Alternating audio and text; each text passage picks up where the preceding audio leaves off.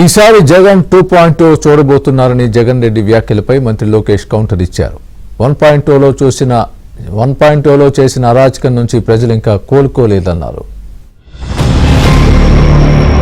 YSR Congress party బ్రతుకుతుంది.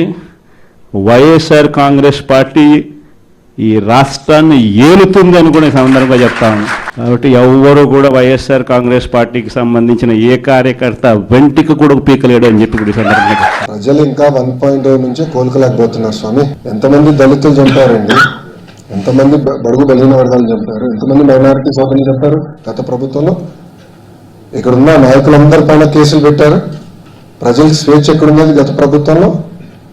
మేము బయటికి రావాలనుకుంటే మా గేట్లకే తాడు కట్టారు కదా అన్నాడు.